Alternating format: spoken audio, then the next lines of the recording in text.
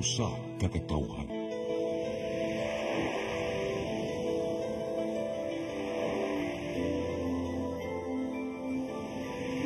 Cebu Catholic Television Network.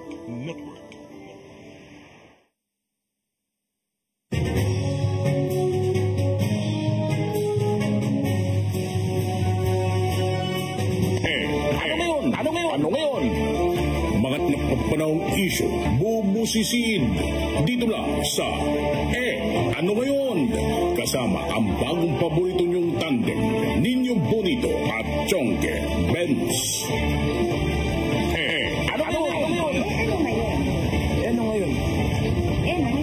Ano ngayon? Ang budget ng bansa ay galing sa taxes natin. Yan ang pinakamalaking source. Ang iba sa grant o kaya sa utang. Tapos, minsan galing sa pagbebenta ng government's assets. Pang-apat, yung savings. Savings ang malala kasi ibabalik sa treasury. Tapos, discretionary fund na yan ng presidente. Bahala siya kung saan niya gagastusin.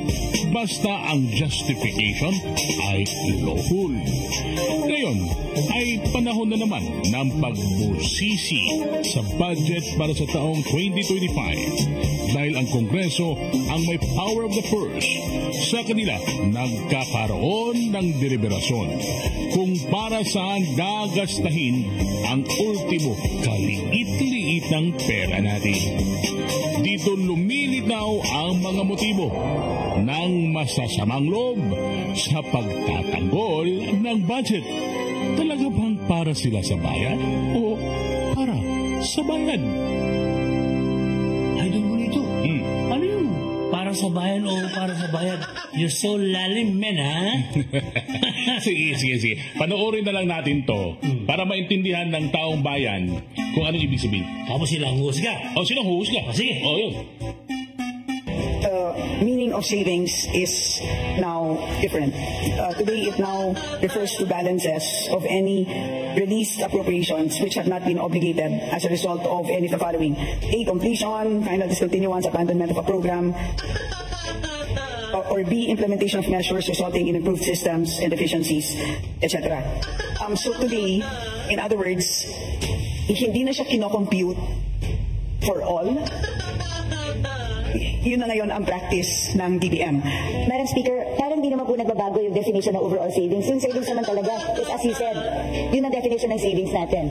At kaya nire-reflect yun kasi ito yung mga hindi nagagamit, like you said. And then nire-report kasi yun and it's being transferred to other agencies. Ang sa akin, I'm looking for repertorial. They have to report it to us, just like before. Idol Bonito, ikaw at ako, galing tayo sa gobyerno, di ba? So alam natin na yung savings kung minsan ay nagagamit ng ibang ehensya, pero hindi naman for public service. Kaya namamanipulate nga yung savings Correct. Yan ang gustong ingatan ni Congressman Herrera. Ang maling paggamit ng savings o impok na pera natin. Ano ang tawag sa nagmamalinis pero illegal ang paggamit ng impok na pera ng bayan? Ano? Impokrita? Agay! Madam Speaker, yun po yung point ko. Bakit nawawala yung report ng overall savings? Dapat nakikita po natin yon dito sa Kongreso. Kasi savings po yan na hindi na po alam ng Kongreso kung saan napupunta. And it's part of our obligation to know where these savings are. Ang pagkakaiba, Madam Speaker, today is that the agencies themselves use their own savings. So, they can modify on their own. So, hindi katulad dati na nililipat sa ibang ahensya. And does this mean hindi siya nire-report? No, pero yes, so, but tama po yung observation ninyo, and I think that is a very important point. Hindi naman dahil nag-iba ng practice ay nawalan na sila ng responsibilidad na mag-report. Napakadaling mag-declare ng savings kung bibigyan natin ng blanket authority ang departments to use the savings and use it whenever they want or augment something without passing through Congress. Aminado si Representative Stella Kimbo na mali ang paggamit ng pera na walang report sa Congress. Aba, turuan niya ang mga ahensya na matutong gumawa ng report. Hindi ba profesora siya? Idol. Mahirap magkaroon ng financial documentation. Panalo ka. Can you define earmark revenues through you, Madam Speaker? Earmarked revenues, Madam Speaker, are identified revenues required by law to be used for designated activities, benefits, or purposes which can be either classified as use of income or special account in the general fund or SAGF. Nung po nag-interpolate tayo, sinabi po sa akin that the cash isn't available. The cash is being used. Madam Speaker, Madam Sponsor, tama po ba na pwedeng gamitin ang earmarked revenues ng national government wherever it pleases? Yun ang practice po ng natin. But let me Madam explain. Speaker, yung tanong ko po, hindi kung practice siya or hindi. Tama po ba na ginagamit natin ang earmarked revenues for other things other than specified in the law? Parang kung tayo po ay nagde-deposito sa isang bangko, nagdeposito tayo ng 100 piso, iniwan natin sa bangko yung ating 100 pesos. Habang hindi natin kailangan yung 100 pesos na yan, ini-invest ng bangko yung 100 pesos na yan. But at any point in time that we demand 100 pesos plus the interest, dapat ibibigay sa atin ng bangko yung pera natin. At any point in time that we want it, it must be available. So ganun po ang konsepto ng earmarked revenues. Saan po nakasulat na ganun ang ibig sabihin ng earmarked revenues? Na pwede siyang gamitin pag hindi ginagamit pa. Bawat earmarked revenue may batas. At walang blanket authority doon na sinasabing pwede mo munang gamitin habang hindi ginagamit ng agency. Kasi yung cash naman hindi pa ginagamit ng ahensya. So hiramin ko muna. Paano kung hindi ko na may balik? Paano kung hindi na tayo makautang? Hindi po ba pag regular ka na tao, ginamit mo ang pera na hindi para doon? Qualified theft na to. O kaya, pwedeng technical malversation of funds if you use it for another thing. Saan po sinasabing batas na yung cash na nakolekta ng isang collecting agency para sa isang bagay na naka-earmark? Kaya po tayo nagpasa ng batas sa Kongreso. Gusto ko itong SUF para lamang sa free wifi. Kung meron na siyang 24 billion na cash na nakadeposito. Pero sabi nga, yung cash na to nawawala na kasi ginagamit siya habang hindi pa ginagamit ng free wifi. Yun lang naman tinatanong ko, ano po bang batas ang nagsasabi? Yung cash na para sa free wifi, pwede munang hiramin ng national government para gastusin sa ibang bagay nang hindi nagpapaalam sa tamang or walang proper documentation. Madam Speaker, una sa lahat, napag-usapan na natin ito at maliwanag naman na at any point in time na kailangan na ng DICT ng additional funds para sa free wifi, they may request. Madam Speaker. Maliwanag po yun. Pero kung meron pong legal question ng ating kagalang-galang na PH Herrera, nandito naman po ang DOJ, Judiciary, pwede po siyang magtanong ng legal opinion, ng opinion mula sa DOJ because that is really beyond us. We are the power of the purse here. Tayo po ang nagpasa ng batas. Yung pera na in-earmark natin, mahirap po na ginagamit. Tapos pag kailangan na, sasabihin mo, pag kailangan na nandyan. Paano kung wala? Hindi ba ganun yung mga estafa cases? Hindi ba ganun yung mga pyramiding scams? Na pagka umutang ka ng pera, for such a, di ba tapos biglang pag kailangan na, hindi mo na makuha. Pwede mo i-demanda yung taong yun. Ang sinasabi mo kasi, at any given time, ang defense mo is at any given time, pwedeng hingin ng free wifi yung budget. Paano kung walang pera ang gobyerno? Sa akin, hindi yung it's readily available. That's not the point. Ang punto dito, pwede bang gamitin para sa ibang bagay ang cash na inalak ng Kongreso para sa isang particular na bagay? Idol, tatlong ulit na tinanong ni Representative Herrera kung tama po ba na gamitin ang perang laan sa isang ahensya dahil hindi pa nila ito ginagamit? 3 beses din siyang sinagot. Anong sagot?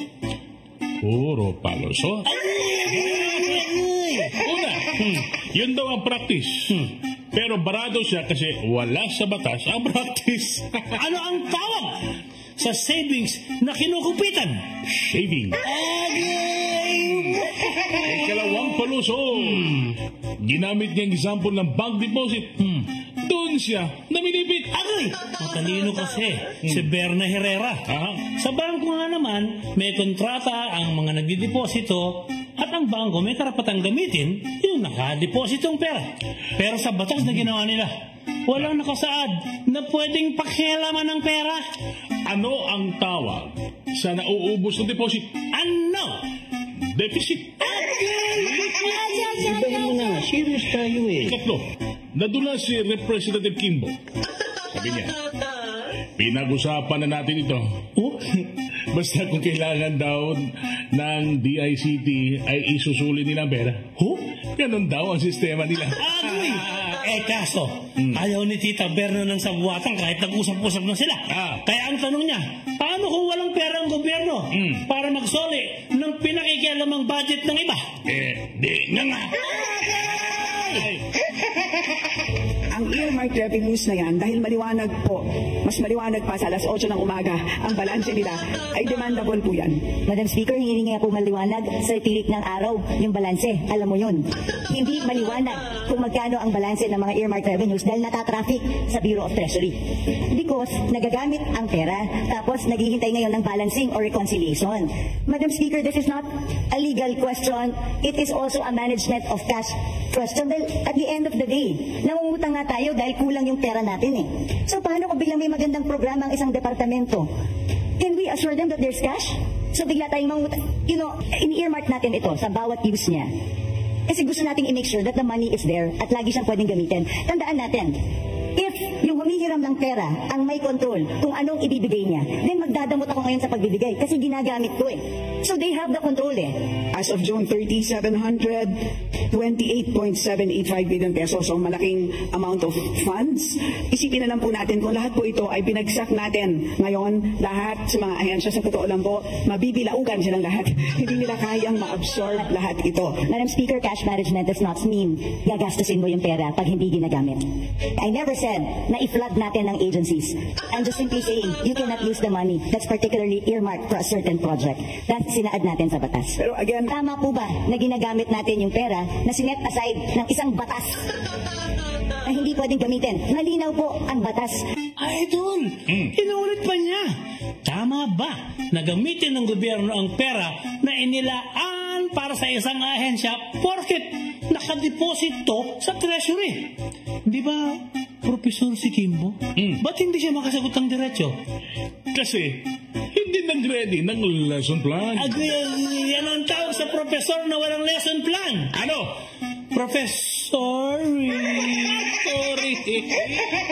Ibahin mo na. Serious tayo eh. Napakahusay po ng ating mga empleyado sa ating treasury. Complete po yan. So lahat po ng mga dinadagdag po dyan, lahat na binabawas, lahat po ng mga dinadagdag po dyan, lahat na binabawas, lahat po ng mga dinadagdag po dyan, lahat na binabawas, intact po ang balances. Nagkaka-issue lang po because we have a ceiling at every point in time. Today, ang hinaharap natin na ceiling is 6.352 trillion pesos. Can you imagine? Kung pinasok po natin itong 728 billion, mauubos yung 6.3 ng 728 billion ng in-earmark ng Kongreso. So paano po yung mga programa na gustong ipatupad ng ating national government? So, alam nyo yung dahilan kung bakit kailangan ng pera ng gobyerno. Ang tawag po dyan, fiscal mismanagement. Responsibilidad niyo po yan. Ayan, nagalit tuloy si Manang Cielo sa mga irresponsible. Sa pag-sponsor ni Representative Kimbo sa budget ng DICT, naiakyat ni Tita Berna sa level ng national stage yung debate. Napapanahon kasi talamak ang korupsyon dyan sa the house that represents the thieves. Ibahin mo na, serious tayo Ano ba ang pinagalingan ng one-fund concept, Madam Speaker, Madam Sponsor? Please enlighten the body, Madam Speaker. Presidential decree pa yon during the time of President Marcos na lahat ng dormant accounts, yung mga off-budget accounts, yung mga lying around funds, yun ang pinagsama-sama. Wala po doon nakasulat any mention of earmark revenues. At since 1977 pa po yung presidential decree na yun. Hindi pa po na-amend or napalitan ng panibago. Ang sa akin naman, gusto ko lang ilagay sa tama. Pwede naman natin lagyan sa special provision kung talagang gustong gamitin itong pondo na to.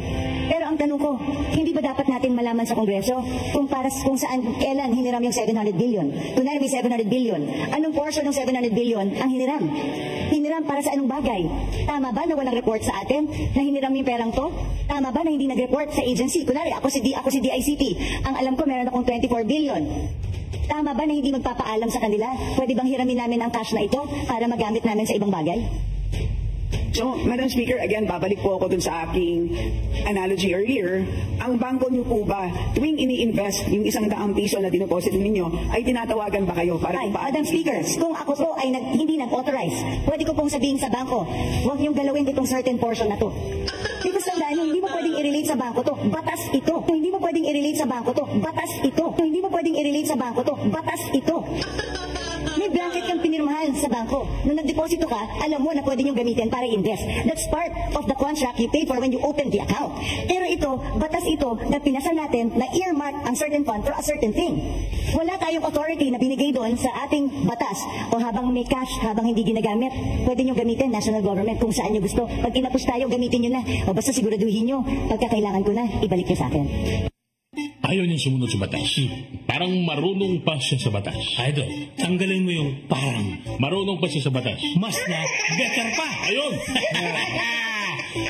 In other words, when you deposit money sa bangko, yung the exact 100 pesos, serial number 0001, hindi naman yun yung the exact bill na isasoli sa'yo once you make a withdrawal. Paano yung mga nagsarang bangko? Dahil ginamit nila yung pera eh. Nag-overuse sila ng pera ng dineposito ko eh. So nung nag-withdraw ko, hindi na mabalik sa akin. Dahil nagsarado yung bangko eh. Like I said, Madam Speaker, again, I believe in the one fund concept, pero mag-amenda tayo ng batas, isaayos natin. Let's amend the presidential decree or magpasa tayo ng batas dito sa Kongreso if we really want to allow that. Yun lang po yung aking palaging sinasabi. Kasi right now, mag-report sila sa atin sa Kongreso kung saan nila ginamit at kailan na hiniram yung pera. Kung kunwari, nagbigay ka ng pera specific sa iyong staff, para dyan lang yan. Tapos hiniram ng staff mo, hiramin ko lang naman eh, ibabalik ko rin ha. Is that okay? Does it make it okay? That is, I stand by my position that accounting-wise po, hindi naman ginagastos ang earmark revenue as long as hindi program, intact po ang balances ng ating earmark revenues. So, Madam Speaker, paano nga pag hindi na ibalik? Paano kung walang pera yung gobyerno? What happens now? Because ginamit natin for other things, pinabayad natin ng utang. Hindi na siya nakasagot. Ano yan? Hindi nakasagot. Pakurap-kurap naman sa pagpapakute. Dismayado tayo kay Representative Kimbo. Nakakadura. Mismong taga Marikina. Duda, nagkalat na raw ang letter Q sa kanilang public places. Simbahan, transport, palengke, etc. Q! Baka tatakbong mayora. Ha? Pag nagwagi siya, siya ang magiging ina ng Marikina. Idol, siya bang nagkakalat ng letter Q sa Marikina? Ewan, tanong nyo sa Q ng ina nyo. Q ng ina nyo ang sasagot. Budget sa savings ay iba gagamitin. Kaya si Bernadine, todo sa debate, hindi makakibu. Si Vice Chairman Kimbo, sa palusot, lalo siyang nabaldo. Kalat na sa Marikina ang letter Q nila. Kaya nagtatanong mga taga-roon, oy, ano na, Q ng ina nila. Q ng ina, Q ng ina nila. Kaya ano ngayon? Ngayon? Ibahin mo na nga, serious tayo eh. Ano ngayon? Ano ngayon? Ano ngayon?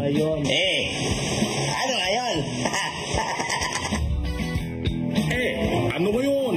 Kasama ang bagong paborito niyong tandem, Nino Bonito at Chonke Benz. Ano ngayon?